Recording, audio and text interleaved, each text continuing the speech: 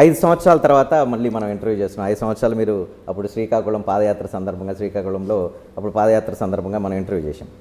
It's a huge success. అంటే YS Jaganmohan Reddy యొక్క రాజకీయ విధానం, అదేవిధంగా అధికారంలోకి వస్తే ఏం చేస్తారు అనేది ఆ రోజు ప్రజలందరికీ అర్థమైంది. తద్వారా మీరు అధికారంలోకి వచ్చారు. చాలా వాటిని అప్పుడు చెప్పిన వాటిని అన్నింటిని ఇంప్లిమెంట్ చేశారు. ఈ 5 సంవత్సరాల తర్వాత మీ సక్సెస్ని ఎంతవరకు చూస్తూ ఉన్నారు? ఎంత పర్సంటేజీ కంప్లీట్ చేశారు మీరు పాదయాత్రలో కానీ మీ పరిపాలనలో అనుకున్నవన్నీ ఎంతవరకు ఇంప్లిమెంట్ చేయగలిగారు? బేసికలీ రజనీ, ఇన్ఫ్యాక్ట్ పాదయాత్ర నుంచి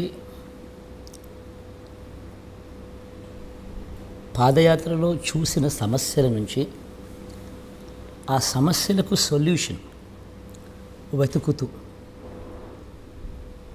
ఆ వెతికిన ఆ సొల్యూషన్లను మేనిఫెస్టోలో చాలా డీటెయిల్గా కూడా పెట్టాం.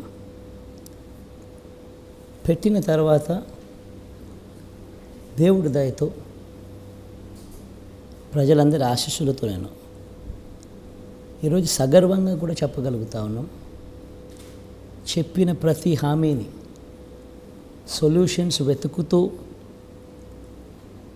ఇంప్లిమెంటేషన్ లేక తీసుకొస్తూ చెప్పిన ప్రతి హామీని నెరవేర్చగలిగాము అని సగర్వంగా కూడా చెప్పగలుగుతాం.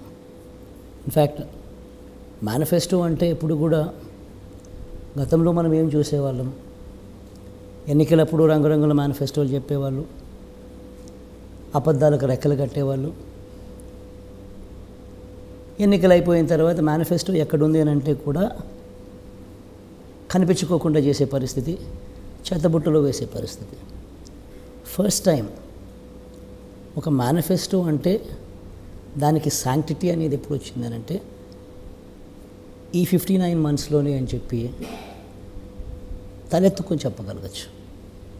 ఎందుకనంటే ప్రతి సంవత్సరం ఈ మేనిఫెస్టోను ప్రజల దగ్గరికి పంపించాం.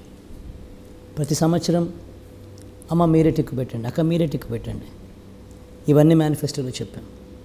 చెప్పినటువన్నీ జరిగాయా లేదా అన్నది మీరే టిక్కు పెట్టండి అని.